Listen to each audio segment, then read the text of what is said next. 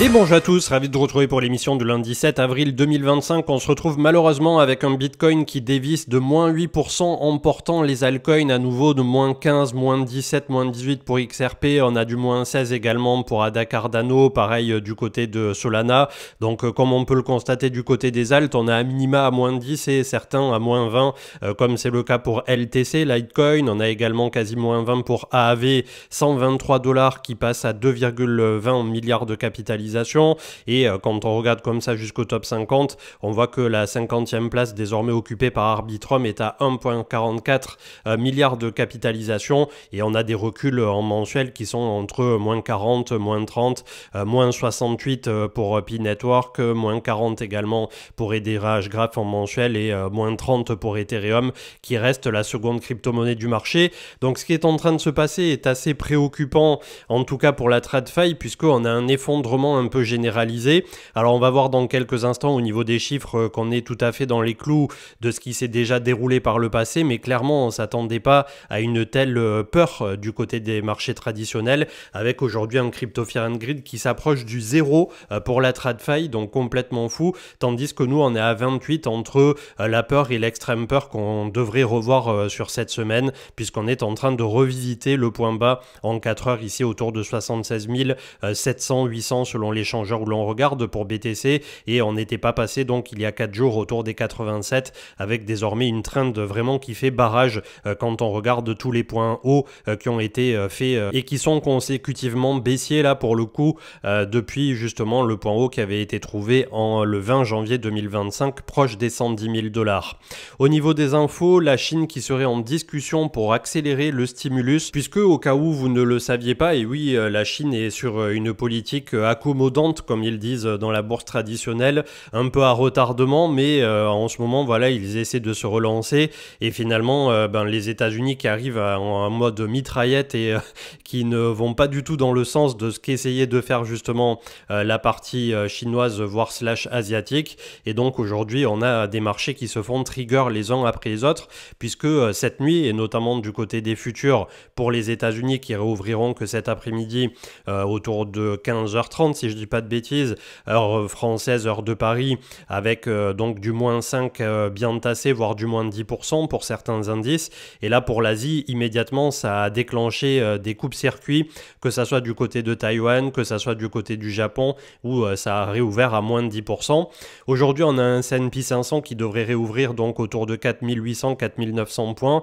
On a la moyenne mobile 200 qui est juste en dessous, donc c'est vraiment le gros support, les 4008 qu'on avait target depuis bien longtemps si jamais ça se gâtait fort. Et donc en 2 mois, c'est désormais 13 000 milliards qui ont été effacés du marché traditionnel, du S&P, mais pas que, hein, c'est tous les marchés liés au marché américain. On n'a plus aucune société qui dépasse les 3 000 milliards, tandis que Apple ou Nvidia étaient proches des 4 000 au top. Donc on a une épuration en profondeur et globalement un marché crypto qui subit en rapport avec cette situation de panique généralisée, et on commence à voir Trump qui essaie de se justifier. Je pense que ça va être la semaine peut-être à la fois du point bas, mais ça mettra beaucoup de temps à récupérer lorsqu'on aura eu le fameux point bas, et deuxièmement ça va être un moment où même au sein du camp et de l'administration de Trump ils vont commencer à se retourner contre lui. Pourquoi? Puisqu'il est tout simplement en train de ruiner l'épargne de son propre pays et de ruiner bon nombre de business. Donc il y a un moment c'est l'argent qui va parler,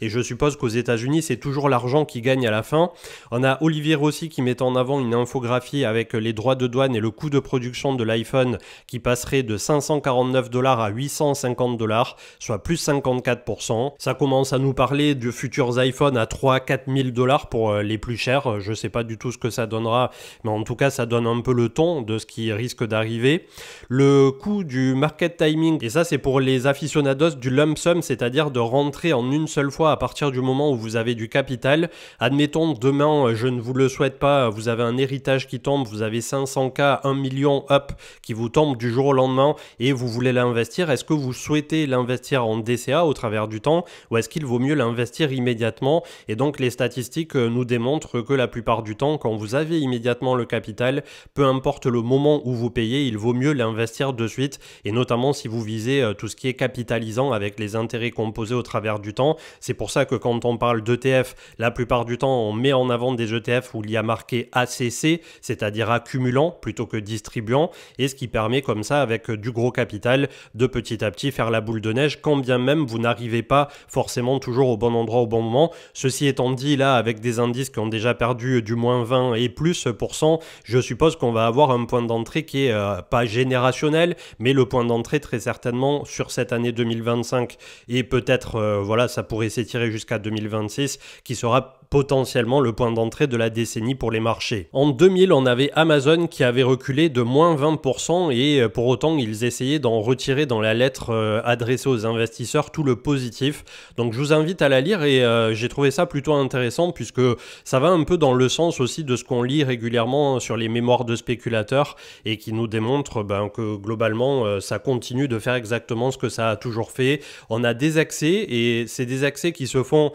comme le dit le dicton boursier, en prenant l'escalier quand on est à la hausse, c'est-à-dire un pas devant l'autre petit à petit. Alors à la fin, on a toujours une hausse un peu plus parabolique, mais à la fin, quand ça redescend, ça prend clairement l'ascenseur et c'est pour ça qu'en quelques semaines, on perd parfois des trimestres de gains. On a le S&P 500 et le Bitcoin, donc BTC face au S&P, qui là aussi était arrivé sur un support, mais il faudra regarder puisque c'était un chart qui était proposé en amont du week-end et malheureusement, ça a réouvert gras dans le rouge aussi pour les cryptos. Et également, comme le mettait ici en avant TrendSpider, on n'a pas eu un RSI à ce point survendu depuis le crack Covid, donc ça n'est pas rien ce qui est en train d'arriver pour la bourse des États-Unis et globalement d'un point de vue purement statistique toujours, puisqu'en ce moment il vaut mieux se raccrocher aux statistiques je pense. Charlie Bellelio disait que quand on a eu donc 10% et demi de pertes sur les 2 jours précédents, globalement à 1 an, 3 ans, 5 ans ça se passe plutôt pas mal. On voit qu'on a des retours quand on remonte jusqu'en 87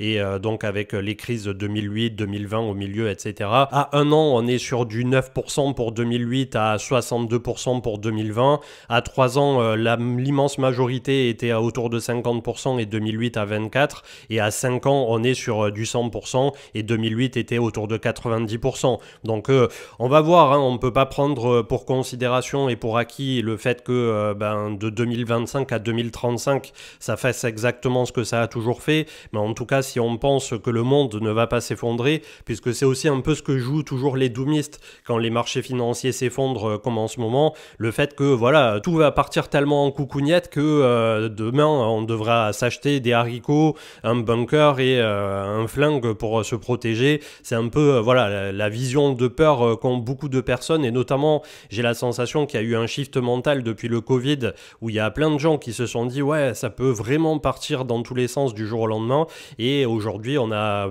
des personnes qui sont tout simplement un peu plus paniquées que par le passé, le tout dans un monde il est vrai qui est de plus en plus anxiogène. Donc essayons toujours dans ces moments là de voir le verre à moitié plein plutôt qu'à moitié vide et toujours donc TrendSpider qui mettait en avant c'est le même chart au final que face au S&P sauf que là on est un peu plus volatile avec le BTC qui avait break à la hausse, une énorme séance face au 7 magnifique. Bon là sur ce début de semaine je pense qu'au final on est revenu un peu à l'équilibre, mais c'est vrai que le Bitcoin se défendait quand même plutôt pas mal et si on arrive à défendre le point bas là des 76 000 pour BTC, on va dire entre 73 et 75 si on faisait un nouveau point bas, on sait qu'on est sur un gros support, on sait qu'on est sur un Fibo et c'est la zone à ne pas perdre sous peine si on venait à travailler sous les 73 000 de rentrer là pour le coup en bear market avec des alts qui eux le sont hein, déjà depuis pas mal de temps puisqu'on a quasiment rien eu sur ce cycle et pour une bonne majorité ils sont déjà complètement KO. Loris Dalio qui nous mettait en avant les statistiques depuis 62, le marché qui a chuté de 20% à 14 reprises soit environ tous les 4 ans, c'est la fameuse stat dont je vous ai parlé pas mal de fois dans les dernières émissions. La performance sur 5 ans est exactement le tableau que je vous montrais la dernière fois et d'ailleurs plus la récession est dure parfois, plus derrière le rebond est important. Donc n'hésitez pas à me dire dans les commentaires ce que vous en pensez de ça. Est-ce que vous pensez que le monde a changé? Est-ce que les choses peuvent se passer différemment? Personnellement, sans vouloir biaiser qui que ce soit ou tenter de nous rassurer au travers de quelques biais que ce soit, je pense que les statistiques seront plutôt pas mal respectées et d'autant plus que je suppose qu'avec l'ego du personnage de Donald Trump, il ne va pas vouloir longtemps laisser pour sa dernière investiture un souvenir impérissable du président qui a ruiné les États-Unis ou qui a ruiné l'économie globale globale et générale mondiale. Donc il y aura un moment où à la fois il va sentir la chaleur venir de l'intérieur, à la fois il y a le monde qui va lui dire bon bah, au bout d'un moment les États-Unis allez vous faire foutre, et globalement enfin voilà, il va se passer je suppose d'ici à début 2026 grand maximum un volte-face où lui va devoir jouer ses mi-termes en termes d'homme politique, et où derrière il va quand même arriver à se projeter sur les 2 années d'après jusqu'à 2028 où il va forcément pas pouvoir continuer indéfiniment sur on va dire cette direction dans laquelle il s'est lancé. On attaquera par la plus grosse perte du moment au total sur un indice, c'est-à-dire quasi moins 27%, vous l'avez ici affiché à l'écran. On a la moyenne mobile 200 qui est juste en dessous et on vient de toucher le support donc en mèche autour du 0,5 de Fibo à 16 475 points pour le Nasdaq. On a la moyenne mobile 200 qui est juste en dessous autour de 15 800 et le 0,68 qui est autour de 15 000 points tout court, avec là aussi un RSI qui est arrivé autour de 26. Ça n'était même pas arrivé au moment du crack Covid où on avait bel et bien touché la moyenne mobile 200 et on voit qu'on avait légèrement travaillé en dessous à l'automne 2022. Donc là on n'est pas dans un truc en fait où ça descend en escalier comme en 2022, on est dans un crack très exacerbé comme on l'avait eu en mars 2020, ce qui pourrait laisser sous-entendre que le rebond serait tout aussi majestueux. Et par rebond, je veux pas forcément dire un V-bottom comme on a eu en 2020, puisque la situation, en tout cas pour l'instant, du côté de la Fed, n'a pas l'air d'être trop préoccupante. Là aussi, je suppose que Jérôme Powell va commencer un peu à transpirer, vu ce qui est en train de se passer. Mais globalement, même si on récupérait la moitié, on va dire, de cette énorme descentada qu'on a eu depuis 2 mois, je suppose que ça permettrait vraiment au marché d'avoir une très très belle respiration positive d'ici l'automne, comme je vous disais, 2025. Ça serait pas déconnant de se projeter sur l'automne, le tout avec un été où on aurait l'impression qu'il ne se passe pas grand chose, peut-être un peu comme le bottom qu'on avait posé à l'époque ici entre juillet 2022 et début 2023 pour cette année 2022 qui avait été quand même une année assez atroce pour le S&P 500. On s'en rend pas forcément compte puisque nous on était aussi en bear market pour la crypto, on était focus là-dessus, mais c'était moins 37% en 2022 pour le Nasdaq. Donc là on est sur le futur qui aujourd'hui va réouvrir autour de cette zone, autour de 16 700 points. Le Nasdaq lui-même qui avait clôturé vendredi à 17 400, donc on n'était pas encore sur le support des 16 008. Et quand on regarde du côté du S&P, il avait clôturé pour sa part à moins de 17%, on était à 5 074 et il vient nous chercher ici sur une mèche donc les 4 833 points, pile poil sur le 0,5 de Fibo de nouveau, et on a un mini rebond pour l'instant, 4 920. Pareil, le RSI, on n'a pas touché le point bas du RSI de mars 2020 qui était à 21, on est pour l'instant sur un RSI qui est autour de 25, avec des volumes quand même qui sont assez conséquents à la vente, et la moyenne mobile 200 juste en dessous qui est autour de 4 700 points pour le futur du S&P 500. Un petit coup d'œil du côté de ce qui se passe en Europe avec notamment le DAX. Alors là on est sur le DAX non futur, on avait clôturé à 20 640, mais vous pouvez considérer qu'on va réouvrir autour de 19 700 avec la moyenne mobile 50 ici, à voir si ça tient, puisque pareil, le DAX a quand même imprimé pour l'Allemagne depuis le point bas ici du Covid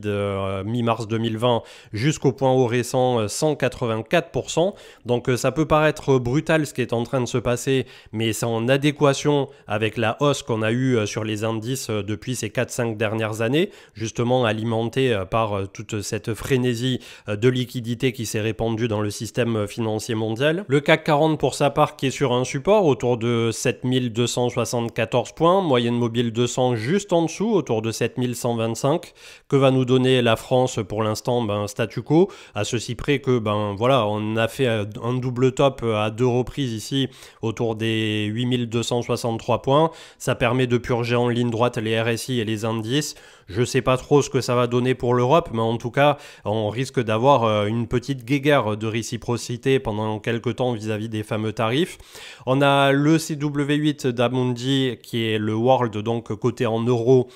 qui lui est un ETF d'ailleurs capitalisant comme je vous disais tout à l'heure, donc avec une part qui est désormais à 487 €, mais qui là aussi va rouvrir à entre moins 5 et moins 10% de cette zone. La moyenne mobile 200 que l'on vise après être venu travailler la moyenne mobile 100 sur sur la fin de semaine dernière serait plutôt autour de moins 25% aujourd'hui. Et là, pour l'instant, on avait réalisé en cours de clôture, puisqu'on aura plus à la réouverture, moins 18%, même moins 19%. Donc vous voyez qu'on est dans les clous de ce qui s'est passé précédemment. La question, c'est est-ce qu'on va chercher jusqu'à l'excès extrême des moins 30, moins 35 comme on avait eu au moment du crack Covid? Est-ce que le monde a suffisamment peur pour en arriver à ces excès quelque part? Eh bien, le VIX pour le moment nous dit que oui, potentiellement on pourrait aller très largement au-delà de moins 20% pour les gros indices, avec un VIX qui a rebondi donc de plus 51%. On est à 45,30. Les plus gros points hauts précédents se sont faits notamment en 2008 autour de 95-96.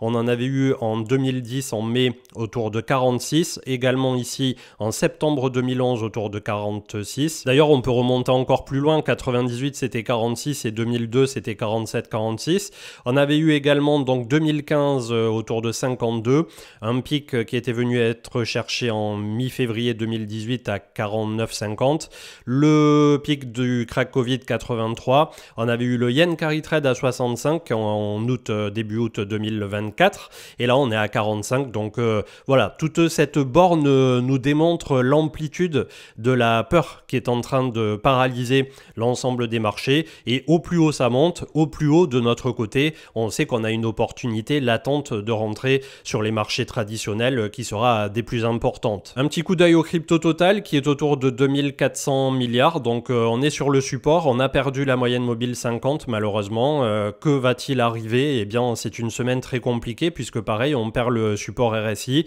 Donc est-ce que nous rentrons sur cette semaine de, on va dire pas loin de mi-avril, sur un bear market pour la crypto? En tout cas tous les scénarios sont sur la table. Je suppose que tout ce qui baisse trop, et notamment du côté du marché américain, finira par rebondir dans des proportions qui seront également très importantes. Mais pour l'instant, vu qu'on n'est pas dans le bon sens de la marche, il faut vraiment faire attention à se préserver. Votre capital santé sur les marchés, c'est votre capital tout court. Donc essayez de vous préserver et mentalement pour le coup, et de préserver votre capital si vraiment vous pensez que ça va puer encore plus. Le tout en ayant bien en tête les fameuses statistiques où au-delà d'un moins 20, on rentre dans le hors norme pour le marché traditionnel, et où historiquement, sur des dizaines voire une centaine d'années, on voit que ça se passe plutôt pas mal à un horizon temps de 1, 3, 5 ans. Si vous arrivez de votre côté à vous projeter à minima sur suffisamment longtemps, ça devrait plutôt pas mal se passer. Donc là, qu'est-ce qui pourrait arriver ensuite pour le marché crypto? On a le 0,5 de Fibo autour de 2240 milliards,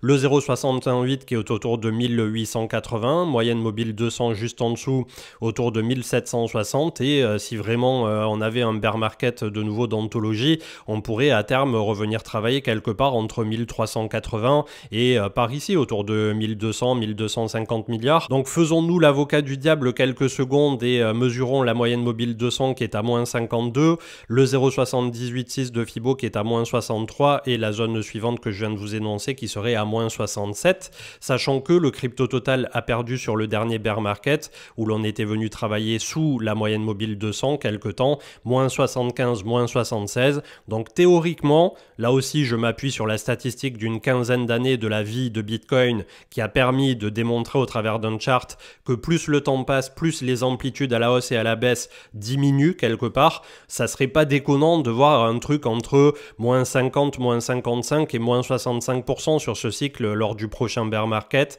et d'avoir donc une baisse qui serait amoindrie par rapport au moins 75 qu'on a eu précédemment. Je pense même sur ce cycle en particulier, si le marché américain arrête de nous poncer la tronche sur le bitume, qu'on pourrait se contenter de maintenir la moyenne mobile 200 ici en simultané que les États-Unis se remettront dans le bon sens de la marche à un horizon de temps de 1 ou 2 trimestres. Je suppose que ça ira un petit peu mieux, et que ce sur quoi on se projetait en 2025, de positif notamment pour le premier trimestre 2025, pourrait tout aussi bien intervenir début 2026. Et c'est là où ça va vous mettre un peu le ravioli au courbouillon pour ceux qui se basaient uniquement sur ce fameux cycle de 4 ans. C'est que là, très certainement, on est en train de voir naître un nouveau paradigme pour les cryptos et exit le fameux cycle de 4 ans si toutefois on rentrait en effet en bear market dès 2025. 2025, ça voudrait dire que ben voilà, il faudrait tout simplement mettre au rebut le cycle basé sur le halving des 4 années de BTC et désormais le considérer comme un actif à part entière qui se comportera tantôt comme on l'a vu récemment avec résilience face au marché traditionnel et tantôt corrélé aux actions ou à différents secteurs, notamment comme la technologie, sur lequel ces dernières années la crypto a été énormément corrélée, avec le Bitcoin qui à peu près nous faisait un x2 en termes de puissance à la hausse et à la baisse par rapport au Nasdaq américain. On est à 63,50 de dominance, donc ça a été le véritable reaper d'altcoin. Pour le coup, c'est le fossoyeur, c'est le Baba Yaga du marché crypto, c'est la Bitcoin dominance et aujourd'hui, même dans le rouge, elle continue inéluctablement de monter, donc c'est pas un beau temps pour les altcoins. Et quand on regarde le BTC himself, moyenne mobile 50 direct ce matin, 76 774, il ne faut sous aucun prétexte en hebdo clôturer sous les 73 000 $. On peut faire des mèches, on peut se faire peur. Si on clôture sous les 73 000, on risque de s'enfoncer. Et à ce compte-là, voilà, Dieu seul sait où on peut s'arrêter. Comme je vous ai dit, on a 62 000 avec le 0,5 de Fibo, 51 000 avec le 0,618, moyenne mobile 200 qui d'ici la fin d'été, automne 2025 sera autour des 51 000. Mais qui sait ce qui peut se passer entre-temps. En tout cas, c'est un bear market s'il vient à arriver immédiatement, qui très certainement sera un bear market accéléré et basé typiquement sur ce qui se passera notamment du côté des États-Unis. Un petit coup d'œil à Ether qui nous fait un nouveau point bas. D'ailleurs, j'étais en train de regarder le nombre de bougies consécutives à la baisse. Eh bien, on en a un peu moins du côté de Ether que du côté de Solana, par exemple, qui vient d'entériner la 12e semaine de baisse consécutive pour Solana. Il est passé quasiment de 300 $ à 100 balles aujourd'hui. C'est pareil du côté d'Ether, c'est pas fameux. On a 4000 $, on est à 1500 aujourd'hui. Donc clairement, ça a été horrible, mais entre-temps, on a fait des petites bougies vertes. C'était pas que du rouge, mais bon, on va pas se vanter pour autant, pour ceux qui détiennent de l'Ether. En tout cas, on a le RSI qui est en train d'arriver aux portes de la survente. Je sais que vous êtes beaucoup sur les réseaux sociaux à dire que vous continuez d'y croire et de recharger pour du long terme. Personnellement, en l'état, j'ai plutôt terriblement mal aux fesses, donc je vais attendre que les choses se posent, quitte à repayer Ether plus tard à 2000-2100, qui était un peu ma zone fétiche quelque part vis-à-vis de ce qui s'est passé sur ce cycle. Là, pour l'instant, on est sous toutes les moyennes mobiles long terme. Elles vont même toutes croiser les unes avec les autres à la baisse. Franchement, c'est catastrophique. C'est cataclysmique même, j'ai envie de vous dire, ce qui est en train d'arriver sur Ether. C'est pas pour autant que je vais vendre maintenant ce que j'ai en portefeuille, mais je sais pas jusqu'où ça peut creuser. Et quand on regarde le ratio ETH-BTC, je veux dire, on s'est fait royalement scam sur ce cycle par Ethereum. C'est un cycle vraiment à devenir Bitcoin maximaliste pour le coup. Et qui sait, peut-être que Ether viendra bottom sur le même bottom qu'il a fait en 2019-2020, ici autour de la zone des 0.017 sur le ratio ETH-BTC. J'ai envie de dire, au point où on en est, on n'est plus à ça près, ça ferait une baisse donc sur le ratio d'à peu près moins 20% supplémentaire, ce qui ramènerait plus ou moins Ether autour de 1200 ou entre les 1000 et 1200 $ si on s'en fie au prix contre le dollar. Et les actions américaines maintenant, elles vont rouvrir avec encore un discount de moins 5, moins 10% supplémentaire par rapport à la clôture de vendredi dernier. Ça sera le cas de Tesla, ça sera le cas de Nvidia, ça sera très certainement le cas de Google également, qui d'ailleurs est sur un beau support ici pour du long terme. Google Alphabet, on est autour de 145-146 $, on a la moyenne mobile 200 à 136, donc j'en avais pas non plus en portefeuille du Google, très certainement que je vais mettre une petite bille ici. J'en ai mis un petit peu en fin de semaine dernière sur Apple et sur Nvidia, parce que Nvidia, ça fait trop longtemps que je rongeais mon frein pour ne pas avoir envie de rentrer dessus aujourd'hui. Mais bon, voilà, on a clôturé à 94. Je crois que les futurs tout à l'heure parlaient de entre 80 et 85, ce qui voudrait dire qu'on est déjà au 0,5 de Fibo. On a le 0,618 qui est à 65 $, la moyenne mobile 200 à 55, le 0,786 à 40 $, le support de 2021, donc à l'époque quand on avait travaillé ici, qui est plutôt autour de 35 $. Donc vous voyez que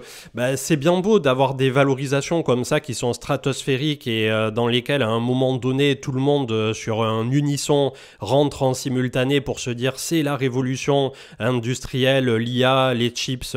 graphiques, on a besoin de turbo machin à 40 000 unités et tout va bien dans le meilleur des mondes. Il a suffi que DeepSeek arrive et prouve au monde entier que tout ça a été pricé un peu trop cher pour remettre tout en perspective et voilà, il il n'en fallait pas beaucoup plus derrière pour pousser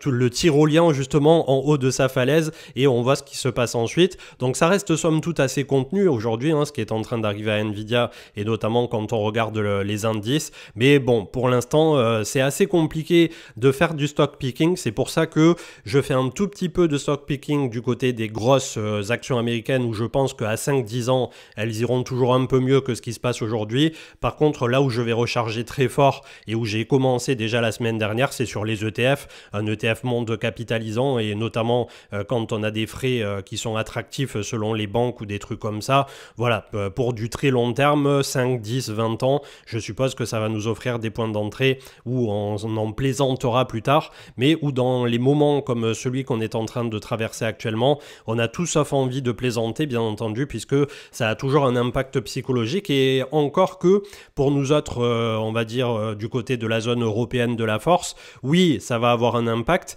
mais nous ne sommes pas sur des retraites ou des fonds de pension comme ils ont aux États-Unis, et où ils sont en train de voir des milliards s'envoler et des petites retraites qui vont être très largement amputées par rapport à leurs fonds de pension. Donc c'est pas une situation d'avenir, ce qui est en train d'arriver d'un point de vue humain et d'un point de vue financier aux États-Unis. C'est pour ça que quand je mets tout bout à bout, peu importe qui craquera en premier, Trump, Powell, est-ce qu'il y aura de l'impression, pas de l'impression, beaucoup de baisse de taux, pas beaucoup de baisse de taux. On a Bessent également, le secrétaire au Trésor, qui essaie tant bien que mal de naviguer le paquebot qu'a lancé Trump droit sur l'iceberg, et qui potentiellement aussi pourrait démissionner ou sauter si ça se passait pas bien, et qui servirait de fusible au milieu. Donc il y a trop d'échéances et trop de jeux politiques et de pouvoir qui est en cours en ce moment pour en définir quoi que ce soit là dans l'immédiat. Tout ce que j'en sais et tout ce que je peux vous dire, c'est qu'à la fin, c'est le marché qui aura raison, et le marché peut rester plus irrationnel et bête, que ça soit à la hausse ou à la baisse d'ailleurs, plus de temps que vous tiendrez psychologiquement, ou que vous tiendrez à recharger comme ça des couteaux qui tombent. C'est pour ça que quand bien même on a des trucs qui sont très attractifs actuellement, faites très attention à ceux que vous payez, pourquoi vous le payez, dans quelles conditions, pour quel horizon de temps. Si vous achetez du CW8 aujourd'hui à moins 15, moins 20%, que vous arrivez même à choper par la suite la moyenne mobile 200 à moins 25%, c'est quelque chose que vous acceptez de garder pour 5 ou 10 ans, pour en voir toute la profondeur, pour en voir les intérêts composés, pour en voir véritablement quelque chose de très positif. Donc on est vraiment à l'opposé de ce qu'on voit en crypto en termes de comportement, où les gens veulent flip un billet, veulent flip un meme coin, et veulent voir s'ils vont faire un x100 sur un coup de dé quelque part, un peu comme au casino en jetant la roulette à rouge ou noir. Et ça, je peux vous garantir que dès lors qu'on s'intéresse réellement à la TradFi, on n'a plus du tout envie justement de considérer l'investissement comme du gambling, et malheureusement une immense majorité des participants au marché crypto considèrent encore aujourd'hui ce marché comme justement un marché un peu casino. Je vous souhaite une excellente journée, à voir si on fait le live ce soir, probablement que oui. Pour l'instant, il n'y a pas de contre-indication en tout cas à le faire. Je vous invite également à vous inscrire à l'Oracle newsletter du côté de Substack. Ça paraîtra autour de 9h aujourd'hui, avec notamment une analyse sur le S&P 500. En gros, j'ai dit à l'écrit ce que je viens de vous dire là à l'oral, et pour ma part, je vous retrouverai au plus tard mercredi, et on fera le débriefing de ce début de semaine qui s'annonce voilà, assez extrême pour les marchés, mais extrême dans le bon sens aussi, pour des opportunités que quelques semaines en arrière, on n'aurait même pas pu s'imaginer obtenir aussi vite. Très bon début de semaine, accrochez-vous, et je vous dis à mercredi au plus tard, et très certainement à ce soir. Ciao, ciao.